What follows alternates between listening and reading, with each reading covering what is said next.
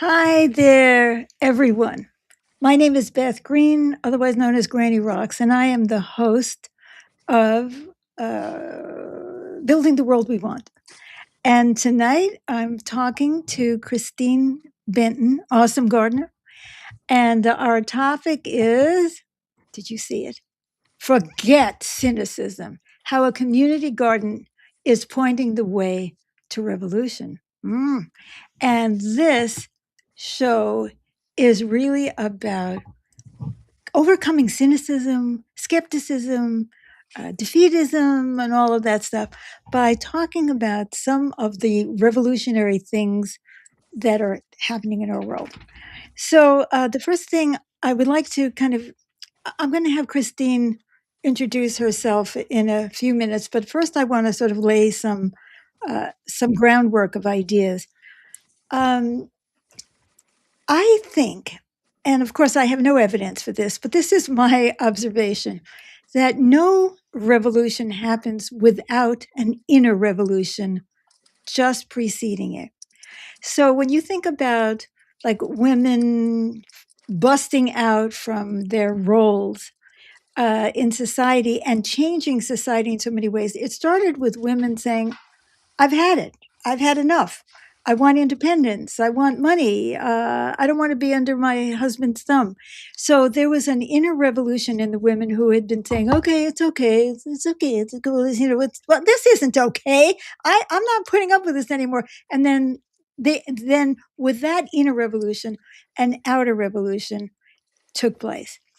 So that was pretty monumental, and that's very true for individuals. Like something within us says, "No, I'm not going to do this anymore." I mean, it's no different from the American Revolution, where they said, "Oh, we don't want them, those whatever English uh, monarchs telling us what to do." And who knew what was going to come out of that? And so tonight we are going to be talking about the garden.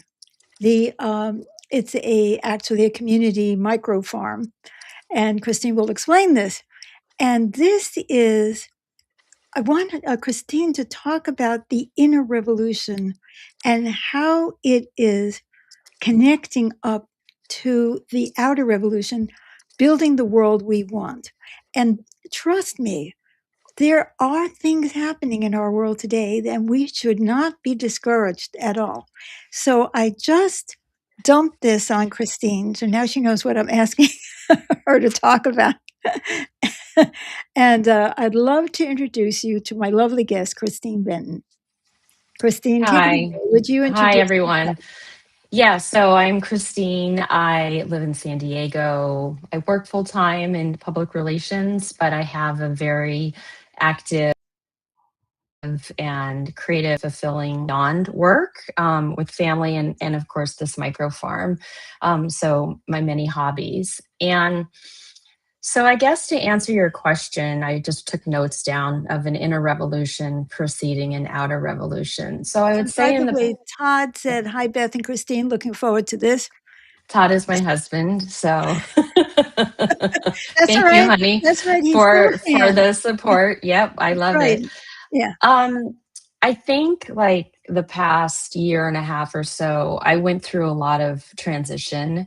I lost a horse, I lost a dog. Our eldest moved out of the area. He wasn't living at home, but he moved up to UC Santa Cruz. So even though it wasn't totally empty nesting, and probably the child that still lives here would like to remind me that it's not an empty nest, because even though I keep going on about how I'm empty nesting, um, but for me it was like it was letting go of these old roles and identities, whether it's mothering or I don't know, just like so many like former identities that I felt like I was shedding and I was grieving. So I was not just grieving the loss of animals or whatever, but whole paradigms. And I think the other thing that I lost was some of my competitiveness. Mm. So in addition to the motherhood, like she very like kind of had this like fierce spirit, and So that I really did need to lose that to be, even though I've always been to some degree very collaborative, to be fully collaborative in what we're doing now on the micro Mhm, farm is what I would say. mhm, mhm, So I'm sure I haven't identified all the roles, but I think what it means is it's like losing pieces of ego, just like they're kind of mhm, dropping along the way. And that's the mhm, inner revolution that happened so mhm. that I could have this external revolution. Fabulous. Yeah. Catalina says, um, looking forward to garden talk and revolution talk. Yeah, I saw Catalina at a garden event last Sunday too, Oh, so that did was you? nice. That was really nice. By the way, your Yeah. internet was kind of cutting out just a little bit Oh, before. how dare it. Really. Um, So okay, I just I'm in a oh, no, I'm on the correct one. So, you are okay. okay. Well, Well, you're back. First you were fuzzy, then your voice cut okay. out. Okay. Okay. Um, and you know what I'm thinking is that it is not only that you letting go of the egoic way of viewing the world allowed you to have this experience. And in a minute, I'd love Mhm. for you to explain what the experience is exactly. But also, when Christine was writing to me about some thoughts that she had about what she wanted to talk about, I felt chi. I felt life force. I felt so nurtured. I didn't even understand half of the things that she said. I'm a little ditzy these days. I'm old. What can I say? And I have no memory. I said, "What exactly are you doing?" But I could feel the energy, and I thought, You're changing. And part of it is that the garden is changing you. It's not Yes, just, that's what we talked about my topic yes, being. Yes. yes. It's like And what I've that, learned from gardening. Yeah. yes. Sorry. And so I want to throw that in because that's also um, fascinating about this, that as the inner revolution leads to the outer revolution can also bring us It back does. to deeper and deeper inner revolutions. And if it doesn't, the revolution is screwed because usually Mhm. what happens is we just replicate it with different people on top.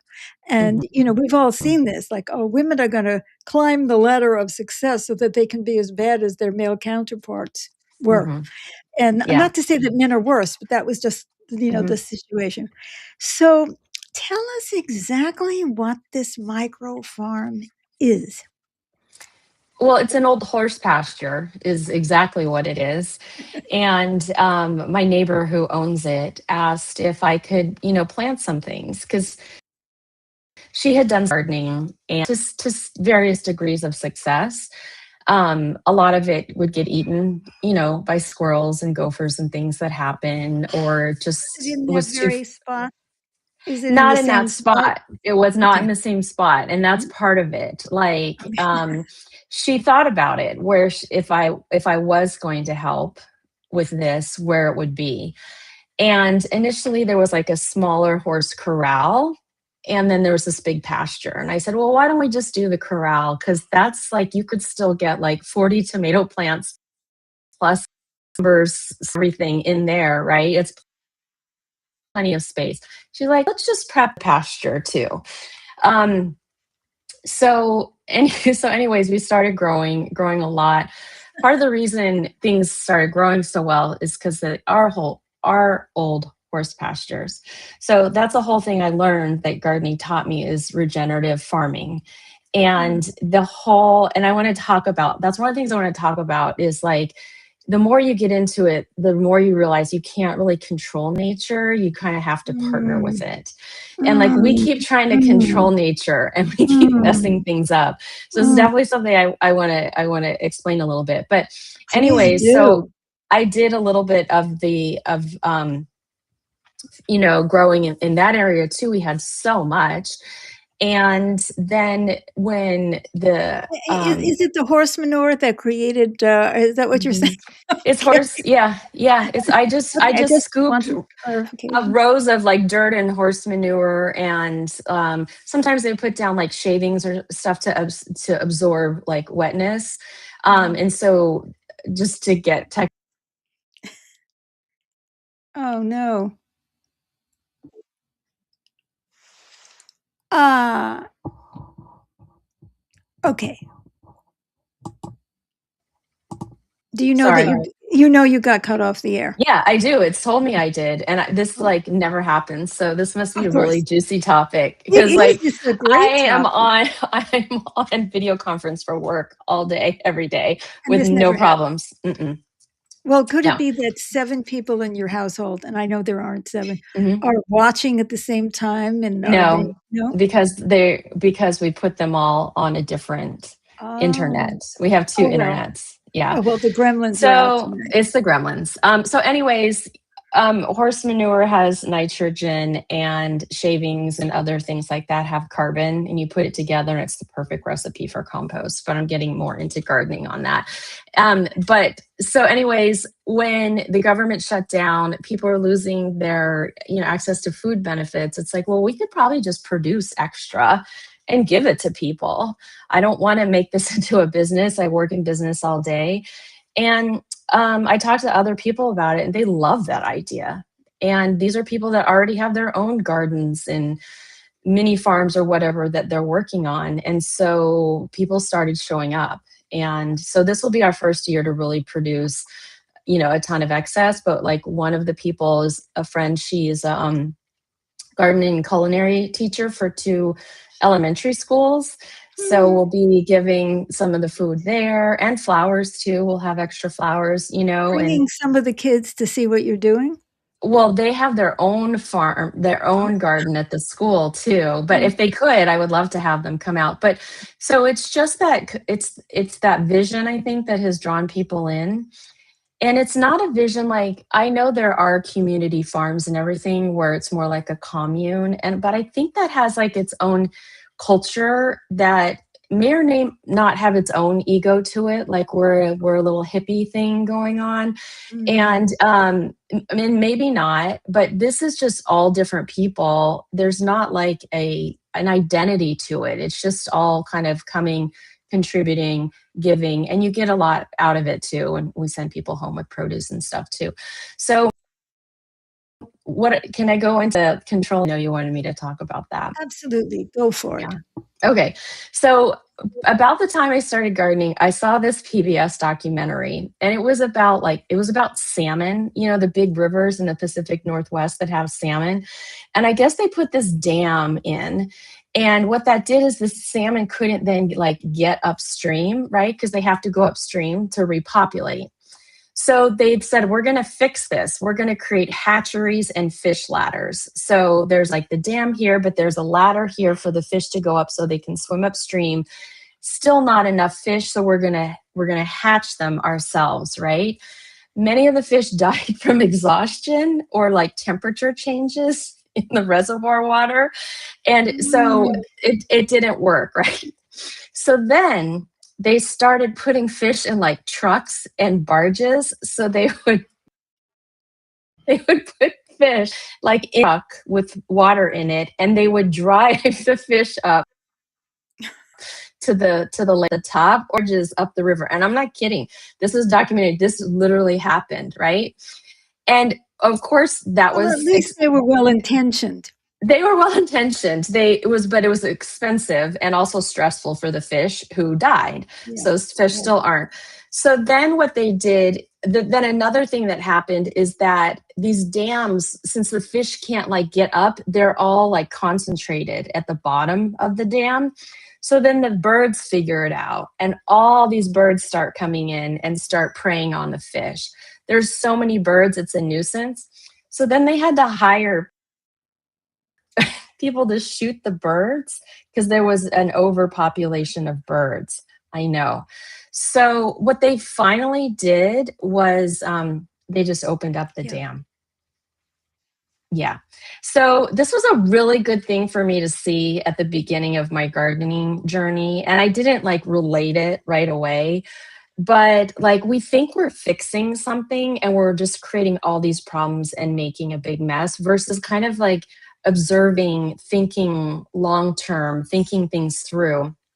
And that's the thing about regenerative gardening. Like the whole thing about organic gardening and farming is that you're just not using inorganic pesticides and fertilizers. What those do is they kill your soil. Soil is the workhorse of things. So you have these like short term solutions, And then you get into this like cycle that's just very unhealthy, and it's actually more difficult in the long run. So our farm is a former horse pasture. We don't all we do is a little bit of organic granular fertilizer. I don't even use organic pesticides. There's one thing that controls slug and snails, that's iron. It's iron that I use, but I don't even use the like organic sprays or anything like that. And that was because I started to bring flowers in, and the flowers attracted the first of all the pollinators, but also the pest predators. So basically what that means is these insects would come in. I'd be starting to lose leaves or stuff to aphids or something, then the ladybugs come in and they eat the aphids. So you're just kind of allowing the food chain to like work itself. So and what that means now is like I don't have to spray these things because nature is kind of balancing it out. And when I said my neighbor thought very carefully about where to place this, it's next to a hawk's nest where several hawks reside. And usually, like squirrels and gophers, don't like to hang out in areas that are wide open underneath a bunch of birds of prey. And so we don't have any gopher issues or squirrels stealing our produce or things like that. So it's a different mindset. And when you said like the external world works on us Yes. internally, that's kind of the external world. Like it's reality, right? Reality teaching me, teaching me, teaching me, teaching me. Um, and, and just having to kind of learn to look at things differently. Hmm. So hopefully I answered that question and that makes sense. But I definitely, yeah, I wanted to share like there's so many things we do that are kind of short sighted, and it's a really good example. You just can't get away with that in nature. No, well, you can't get away with it in Mhm. anything. James You really can't. James Yeah. said, "I love the idea of partnering with nature as peers. When I need to trim any of our plants, I give them advance notice so they can That's withdraw awesome. energy before the trimming Yeah. and experience Yeah. less trauma. I also send chi to the trees and receive chi back from them. Do you experience energy from the plants that you work with?" Oh, completely. Definitely. Lots of energy. And the other thing I'll say that is really hard about reality and nature too is that if two seeds pop up in the same spot and I can't pull them apart to replant the other one, I have to kill it. Mm, And that's a hard part of it also because they can't both thrive mm. sharing that same space. So, and that was a hard lesson, and most gardeners really find it hard to get through that. But then I say, okay, thank you to the one that I'm not using, and I put it in the compost pile, and it regenerates into something else. But do I feel the energy? Absolutely. I kind of lose myself in the garden. And what I like to do is not have my phone even outside with me, Mhm. and I don't have a to do list. And I probably look like the most distracted preschooler going from one thing to the next. It's puttering, I think is what it is. And just kind of going here and there and observing and seeing what's needed and kind of allowing myself to be in that Yeah, state. well, that sounds like being intuitively guided instead of having your head make a plan and then you have to follow it Yeah. regardless of. So, Mhm. this may seem obvious because you kind of have alluded to this already, but I would love you to say what your inner revolution was, where you kind of referred to that earlier as chunks of ego Mhm. falling off. How Mhm. that you think has shown up in the garden and how the garden is changing you. I mean, you've already alluded to it in a way, but I think you could elaborate on that and make it even more Mm. meaningful to us. Yeah, so I think I probably value things differently. Like, I do love the fact that my garden is beautiful and that people enjoy it and admire and appreciate it, but not in And the it's way a you would mixture of think, right? flowers and veggies? It is. Okay. Yeah. Yes. And obviously, there are trees on the property too. But I think what started this whole conversation, I was mentioning to you how a friend of mine told me to put rocks, like coarse rocks, in a bird bath because I had already put like a smooth rock there for the bees to drink, but I put these other like rough rocks there, and like I came out and there were like 10 bees there, and some were resting and some were drinking and some were like look like, I don't know if they're breathing that they're going it out like this, but um like that is like become like my favorite thing. And I don't know that that's, I think that's the person I've always been, but I don't know if that's the person I've always like tried to project or present myself or live up Or to, allowed yourself to be. or allow myself to be like I taking pictures and video of, beach that I created basically for them, or the butterflies will come by. We have so many different types. And, just saying hi to them and the birds and all of that. And it's kind of like a world I didn't exist in before. Mhm. I exist in a very intellectual world because I'm smart and I've always been validated for that. And so I'm like, I'm be smart and be strategic, a good thinker. And this is a different dimension that I'm existing in. And I don't know if that answers your question, but Oh, in that's terms of, perfect. I yeah. mean, in a way, we're talking about building the world we want, but Hmm. in a way, you're not really building it. You're just Mm-mm. finally allowing it Yeah. to exist and to Hmm. grow and to thrive. And that's a very interesting uh, comment. And Hmm.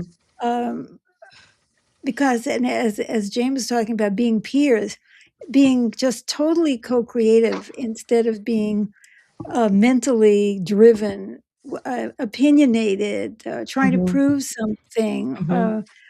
Um, so And you that is have, in gardening too. That definitely, there are people in the gardening world, but I feel like there are other, like, I don't know. I just feel like there used to be a world of gardening that still exists somewhat, which is like people trying to prove their knowledge and their expertise. And I still see that out there, but I just find the other people that aren't so much in their egos that way, and they just like love it and enjoy it.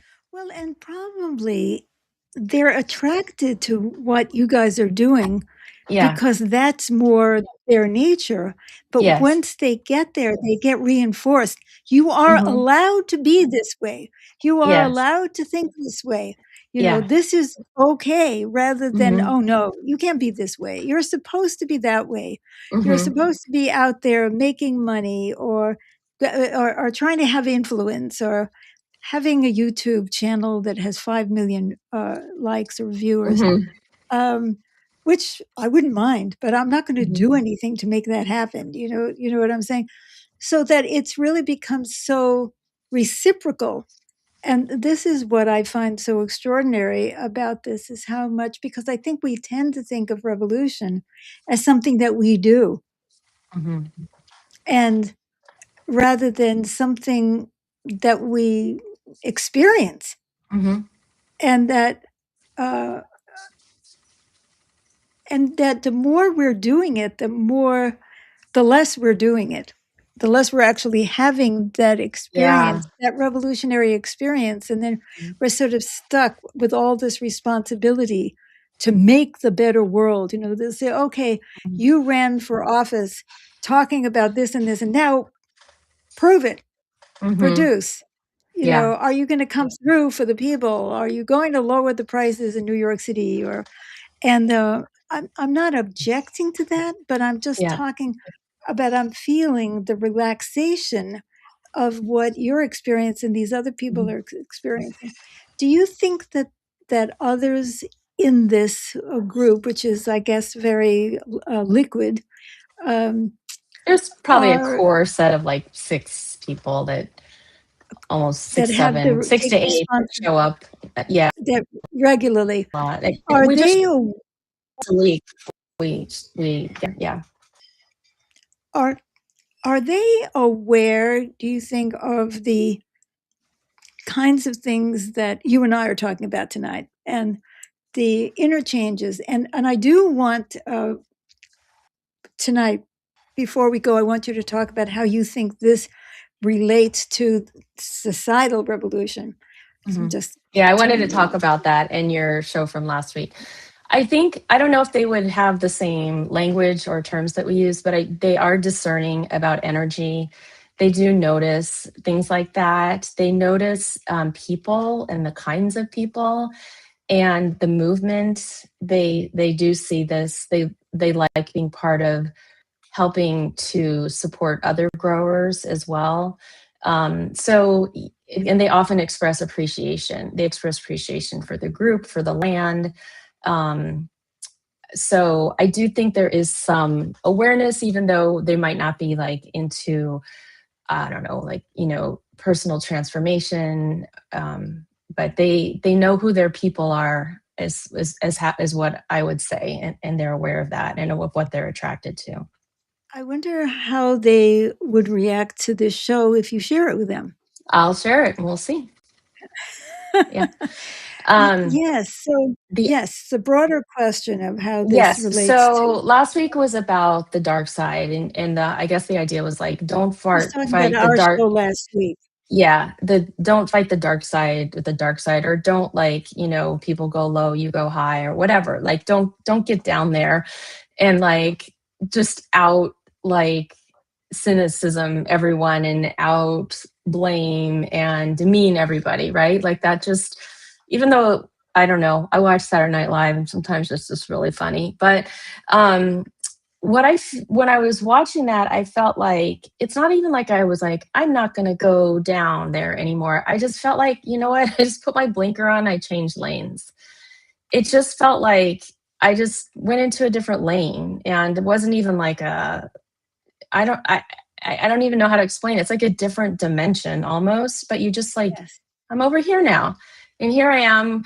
And like, I work in PR. I'm aware. I get throughout the day about news, breaking news. I know what's happening. I get briefs, internal briefs all the time, and things how things might affect our clients, things like that.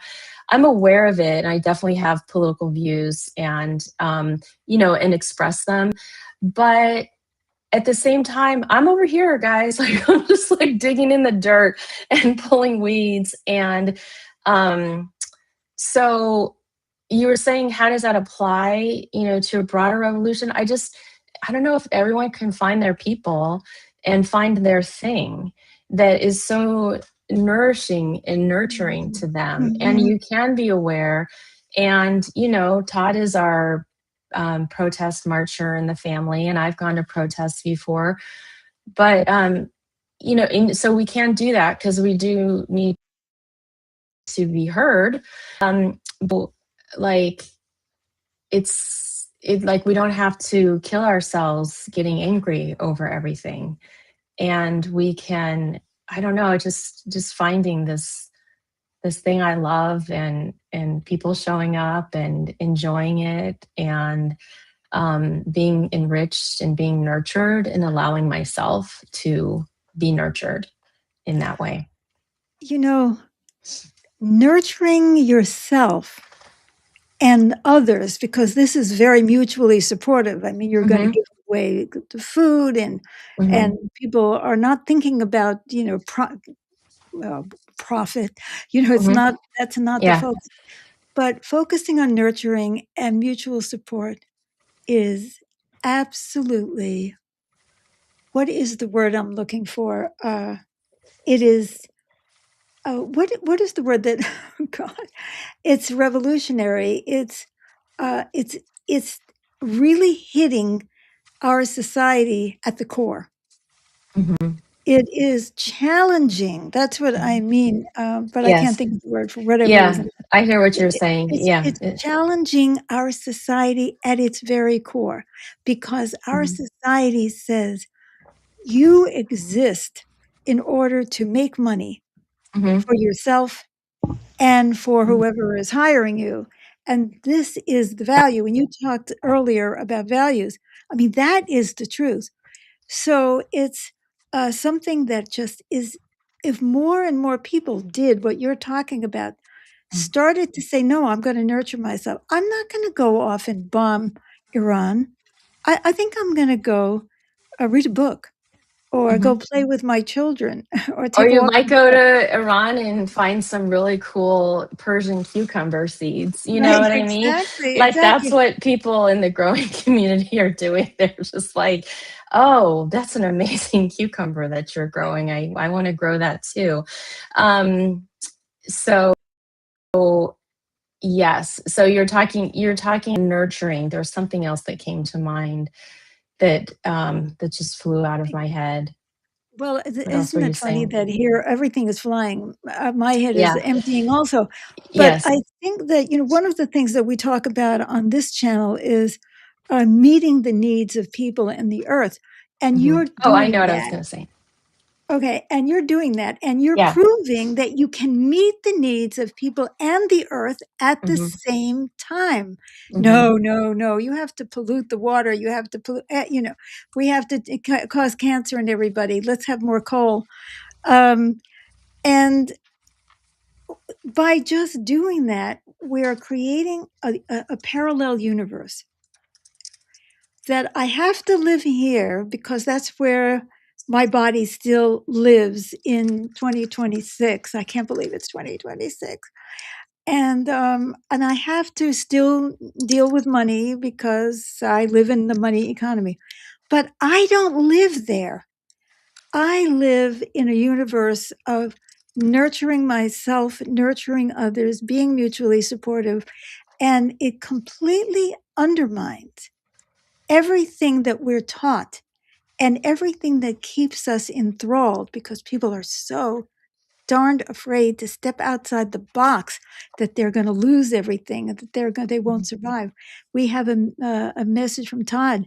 This reminds me of you saying that happiness is the secret weapon, uh, aka the antidote to negativity.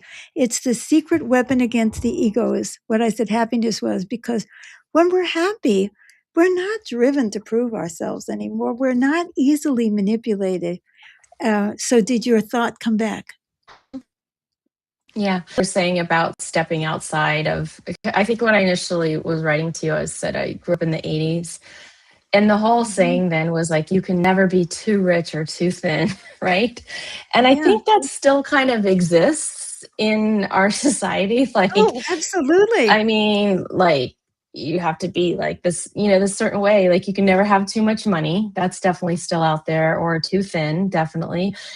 And so that's what I thought I needed to do. And, I think the most miserable time in my life was I was living in New York City. I was 108 pounds. I was a size zero petite. And I was in a good career path. In a relationship with someone whose family was quite wealthy. So I tried to do that and realized by the time 25, 26 that I literally contemplated suicide at the time. And so yeah, like that whole paradigm is so bankrupt, and we know it intellectually, but you got to get there experientially. And the other thing I wanted to mention, well, two things. One is Zach Galifianakis. He's an actor and a comedian, and he just launched a show today on Netflix. It's called This Is a Gardening Show. Mhm. And he said the thing that he learned about gardening is that you gain two things from gardening. One is food, and the other is community. And Mhm. he's really right about that. And once you're in community and you have that sense of belonging, it's a lot easier to step outside of things. And if you have a model, Yes. so I had the Oceanside Crop Swap. And that's where people show up every month and you take whatever excess you have from your garden. Or sometimes people make baked goods or something like that if nothing is ripe at the time. You bring what you have and you take what you Yes. need. And in my experience, people always want to give more than they take. I mean, the experience of being at a crop swap is like walking around a farmer's market, but everything is Mhm. free. So some people bring plants or cuttings of plants, some people bring produce, and whatever's left over goes to the food bank. And that, like, I had an experienced that before. So I had like something that I could experience. And you notice how everybody there is like, take this, look, I grew this, why don't you have this? Mhm, mhm. Like, because that is so fulfilling in itself. In addition to all the stuff that you come home with, it's like, some of which you didn't even want or need, of people that made you take it because they want to give so badly. So I had that experience, I had that model, Exactly. and so it makes it easier for me to kind of operate in that parallel universe you're talking about. um, Mhm. yes, we live in a capitalist society. I help my clients succeed in that society, and I'm living in this world where we're trying to give more than we take. That's great. The word that I kept not remembering was Uh-huh. subversive. Oh, subversive. Yes, Yes. we're very subversive. Yeah. Nurturing yourself and others is subversive Mhm. in a capitalist society because it completely takes the eyes off this ball and brings it into that. And people, when you feel more relaxed, you don't want to go back into it. Mhm. You just don't want to keep hurting Mhm. yourself Yeah. and telling yourself that this is for your own good and that this is good and this is success. So, and I love what you said, and I think we're probably coming to the end of our time, but Mhm. I love what you said about having had the experience. And this is kind of where I want to bring everything around to, which is we are creating in our own ways the environment, the mental, emotional, and to some degree physical environment that we want to live in. And once we start to not just visit that place, but anchor ourselves there, that's the difference. Like everybody says, oh, yeah, I love going on vacation. I like to go into the woods. And then they go back and they're the same old people. But when you Mhm. start to say, this is reality, this is what I want, you begin to live there on a psychic level and you begin to experience yourself. So I would bet you, but I always make this stuff up and hope it's true, that a lot of the people who are have an experience with your mini farm, micro farm, Mhm. whatever it is, I'm calling a micro farm. Yeah. micro farm. As I said, my memory is Yeah. like, uh, Mhm. that people who have whatever their experience is, that's a seed that's getting planted in them. I could Mhm. feel like Mhm. this. I want to Mhm. feel like this. God damn it, Mhm. I'm going to fight for feeling like this. And that's how we're Mhm. going to eventually get there and make a real revolution Mhm. where we transform everything so that we are caring for people and the earth. And no, I'm not worried that we're not reproducing enough people. I say, thank God. Let's shrink. Mhm. I think it's time for us to Mhm. stop thinking that we're here to dominate the earth, which comes back to the point you made before. Mhm. So I love talking to you, Christine. I hope that you also enjoyed being with us tonight. Yeah. And I'm Yep. sure that our audience was just tickled to learn about what you're doing and to realize that the garden Mhm. can be, uh, you know, a way towards revolution, as many other things can be too. And let's all start Mhm. being very creative and thinking about what we love and how we can nurture it and how we can help build community around it and also nurture our souls. So, thank you so much for coming. And is there anything you would like to share before we go? Just thank you for having Oh, me. you're so very welcome. And now I'm Mhm. going to try to turn on the outgoing music, which none of this ever works. Okay.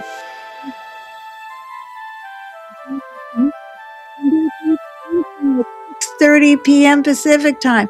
And listen to our music program Thursday at 7 p.m. Pacific time.